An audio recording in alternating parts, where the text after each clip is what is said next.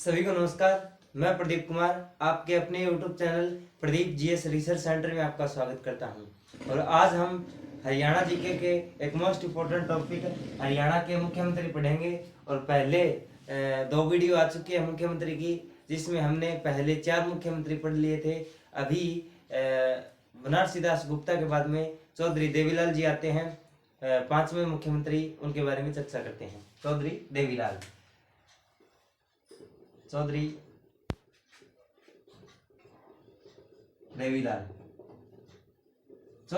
देवीलाल की बात करें तो चौधरी देवीलाल थे। जन्म की बात करें इनकी तो इनका जन्म 25 सितंबर और 1914 को इनका जन्म हुआ था। कहाँ हुआ था? ये तेजाखेड़ा एक गांव है जो कि जिला सिरसा में पड़ता है। ठीक है, जो कि जिला सिरसा में पड़ता है। वैसे ये जो चौधरी देवीलाल है ये चौटाला के नाम से प्रसिद्ध है। और चौटाला है वो भी एक गांव है जो सिरसा जिले में पड़ता है। ठीक है, जन्म की बात करें तो 25 सितंबर 1914 में तेजाखेड़ा गांव सिरसा में गांव तेजाखेड़ा जिला सिरसा में हुआ था। उसके बाद में बात करते हैं कि चौधरी देवीलाल की। तो चौधरी देवीलाल थे, उनकी पत्नी का नाम देखें तो उनकी पत्नी का नाम था हरकाबाई इनकी पत्नी का नाम था। और इनकी माता का नाम बात करें तो इनकी माता का नाम था सुगना। इनकी माता का नाम क्या था? सुगना। ठीक है, चौधरी देवीलाल को शेर ए हरियाणा के नाम से जाना जाता है। चौधरी देवीलाल को शेर ए हरियाणा के नाम से जाना जाता है। और इन्हें हरियाणा के अंदर शेर ए हरियाणा के नाम से जाना जाता है। और इनको किंग मेकर बोला जाता है। किंग मेकर बोला जाता है। क्यों बोला जाता है? कि ये भारत के उप प्रधानमंत्री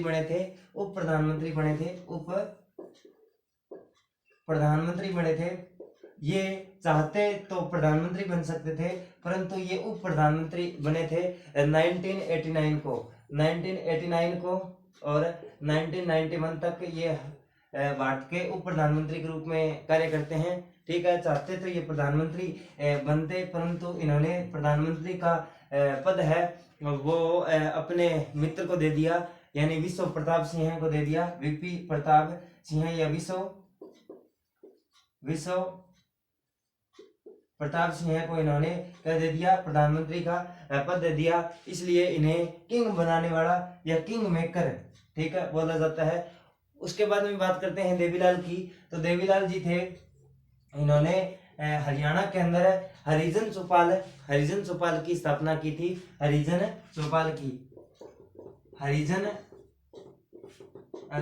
की बनाने की शुरुआत की थी। और ये जो पहली शुरुआत कहाँ से की थी? तो गांव मदाना। ये मदाना गांव कहाँ पे है? ये झज्जर में पड़ता है जी। ये कहाँ पे पड़ता है? झज्जर में। उसके बाद में बात करते हैं कि चौधरी देवीलाल की। तो चौधरी देवीलाल ने हरियाणा के अंदर बुढ़ापा पेंशन की शुरुआत की थी। बुढ़ापा पेंशन की शुरुआत की थी। और ये कब की थी जी? ये 1987 के अंदर की थी। 1987 के अंदर की थी। और जब 1987 के अंदर बुढ़ापा पेंशन की शुरुआत की थी तो ये 100 रुपए थी जी। इसकी जो वैल्यू थी 100 रुपए थी। यानी सबसे पहले 1987 के अंदर चौधरी देवीलाल ने बुढ़ापा पेंशन की शुरुआत की थी। तब 100 रुपए बूढ़े लोगों को मिलते थे। ठीक है, उसके बाद में चौधरी देवीलाल ने एक और वर्क किया था जिसके नाम से ये बहुत प्रसिद्ध हुए थे। इन्होंने कहा था कि जो ट्रैक्टर और ट्राली है इनको इन्होंने टैक्स मुक्त कर दिया था, यानी कर मुक्त कर दिया था। और इन्होंने जो ट्रैक्टर ट्राली है उनको बोला कि ये जो ट्रैक्टर ट्राली है ये किसानों की बैलगाड़ी है। किसानों की क्या है? बैलगाड़ी है। तो चौधरी देवीलाल ने क्या क्या काम किए थे। एक तो बुढ़ापा पेंशन की शुरुआत की थी 1987 के अंदर, एक ट्रैक्टर ट्राली को कर मुक्त किया था उसके बाद में, और ये उप प्रधानमंत्री बने थे, और प्रधानमंत्री उप प्रधानमंत्री बने थे इसलिए इन्हें किंग मेकर बोला जाता है। और प्रधानमंत्री उस समय विश्व प्रताप सिंह होते थे, उसके बाद में विश्व प्रताप सिंह होते थे, और उसके बाद में चंद्रशेखर बनते हैं इनके बाद में उप प्रधानमंत्री, वो प्रधानमंत्री। उसके बाद में इन्हें शेर ए हरियाणा के नाम से जाना जाता है। चौधरी देवीलाल को किसके नाम से जाना जाता है? शेर ए हरियाणा के नाम से जाना जाता है। और उसके बाद में चौधरी देवीलाल जी थे, उन्होंने हरिजन चौपाल की क्या की थी? हरिजन चौपाल की शुरुआत की थी, गांव मदाना झज्जर में पड़ता है। उसके बाद में इन्हें संघर्ष युद्ध के लिए, यानी संघर्ष के लिए मेहनत करना, ठीक है, इन्होंने शुरुआत की थी। संघर्ष का मतलब आप संघर्ष करोगे तो आप किसी भी मुकाम तक पहुंच सकते हो। तो संघर्ष युद्ध की शुरुआत की थी, संघर्ष युद्ध की शुरुआत की थी, युद्ध की शुरुआत की थी। और चौधरी देवीलाल की बात करें तो ये हरियाणा के एक ऐसे मुख्यमंत्री थे जिन्होंने क्या काम करवाया था कि 1942 की बात करें तो इनका जन्म हुआ था 1914 के अंदर, 25 सितंबर 1914 के अंदर तेजा खेड़ा सिरसा में इनका जन्म हुआ था। और 1942 में एक आंदोलन चला था, भारत छोड़ो आंदोलन। भारत छोड़ो आंदोलन, भारत छोड़ो आंदोलन चला था, छोड़ो आंदोलन चला था। उसमें इन्होंने बढ़ चढ़कर भाग लिया था, बढ़ चढ़कर क्या लिया था? भाग लिया था। इसलिए इन्हें हरियाणा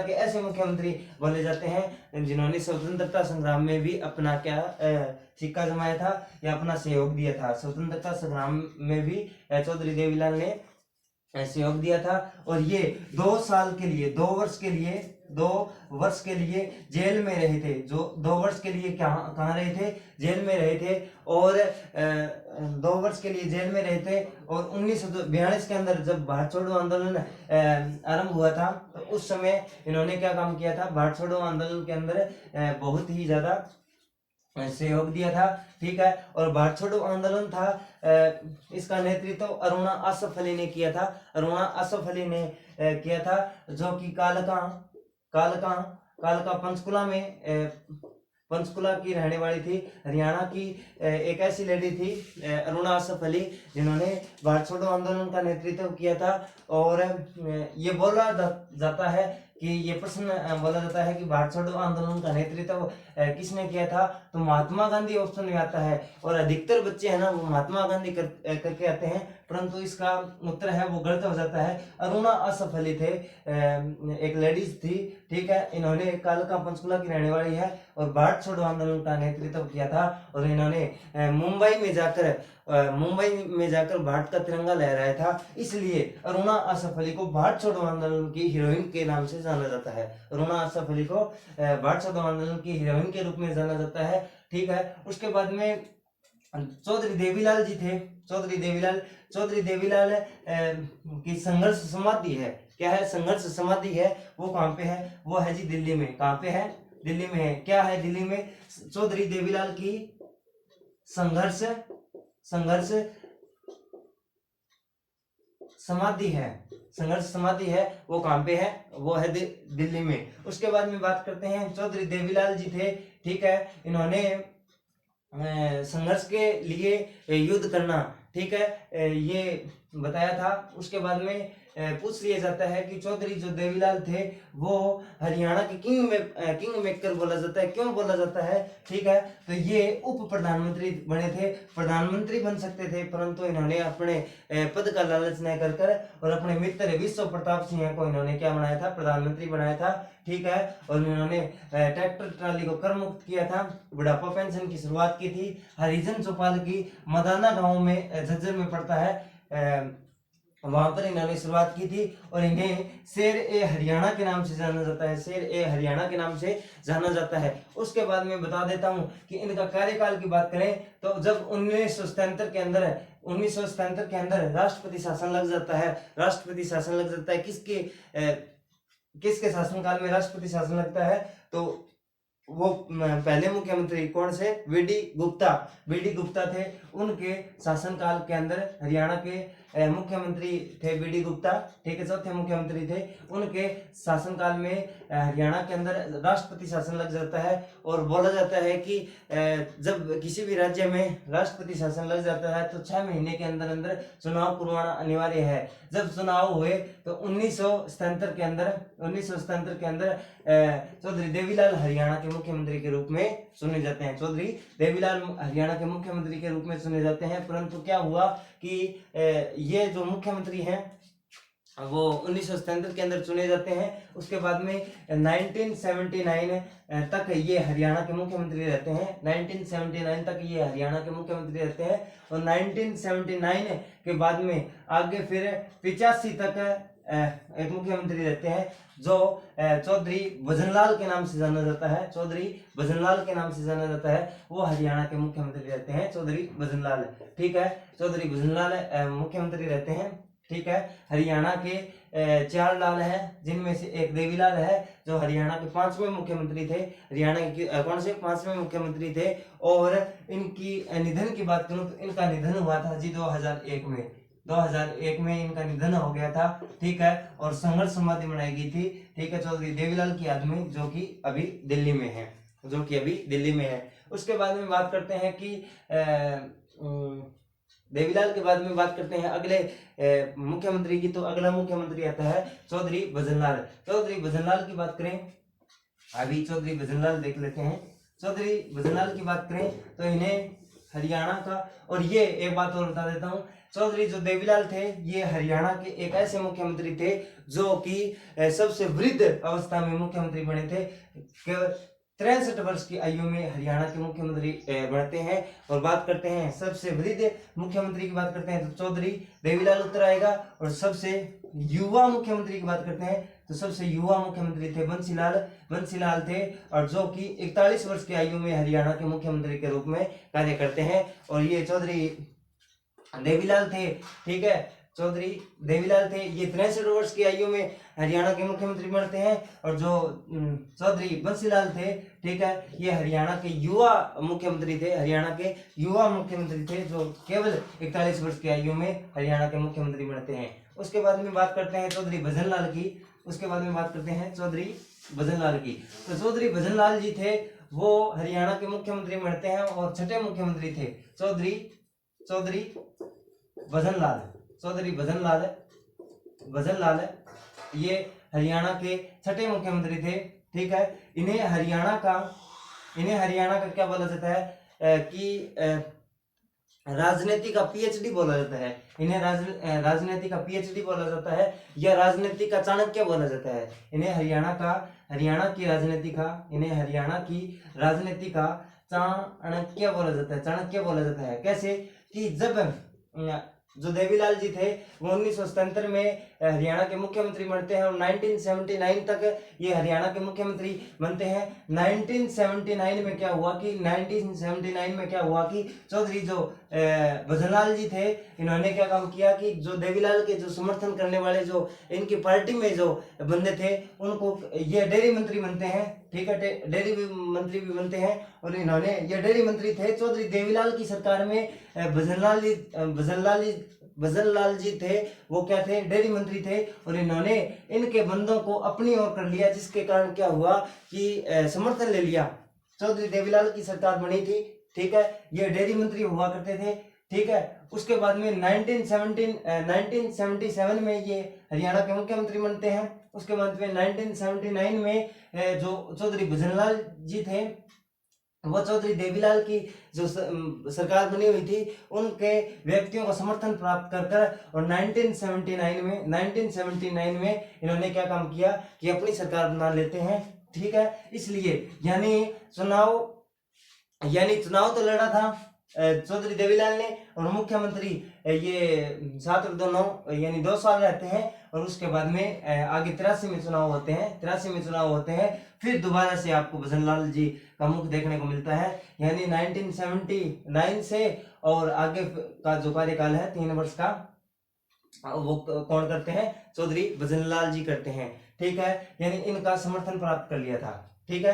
और इन्हें हरियाणा की राजनीति का चाणक्य बोला जाता है और राजनीति का पीएचडी बोला जाता है। यानी इन जैसी राजनीति है वो हरियाणा में ना तो किसी ने की है और ना ही कोई कर सकता है। यानी दूसरे की सरकार को गिराकर और अपनी सरकार बना लेते हैं चौधरी भजनलाल। उसके बाद में क्या हुआ कि चौधरी भजनलाल जी के संबंध अच्छे थे सेंट्रल लेवल पर भी, ठीक है। तो चौधरी जो भजनलाल जी थे इनको सेंट्रल लेवल में यानी सेंटर में बुला लिया जाता है और वहां पर इनको एक पद दिया जाता है। कब दिया जाता है? 1988 के अंदर। 1988 के अंदर चौधरी जो भजनलाल जी थे उनको बुला लिया जाता है और ये हरियाणा के मुख्यमंत्री थे, ठीक है। और चौधरी भजनलाल जी को 1988 के अंदर सेंट्रल सरकार में बुला लिया जाता है और इन्हें सेंट्रल सरकार के अंदर कृषि मंत्री का दर्जा दिया जाता है। कृषि मंत्री बना दिया जाता है। कृषि मंत्री बना दिया जाता है। तो बोला जाता है कि जैसी राजनीति भजनलाल जी ने की थी शायद ही कोई कर सके, शायद ही कोई कर सके। उसके बाद में ये 85 तक 1979 से लेकर और 83 तक ये हरियाणा के मुख्यमंत्री रहते हैं। और 83 के बाद में आगे जब 83 में चुनाव हो जाते हैं तो आगे 5 साल के लिए ये हरियाणा के मुख्यमंत्री रहते हैं। उसके बाद में 91 से 96 तक ये हरियाणा के मुख्यमंत्री रहते हैं। यानी ये पूछ लिया जाए कि हरियाणा के ऐसे मुख्यमंत्री जो सबसे ज्यादा बार या जिसका सबसे ज्यादा कार्यकाल है वो है हरियाणा के छठे मुख्यमंत्री चौधरी भजनलाल जी। हरियाणा के ऐसे मुख्यमंत्री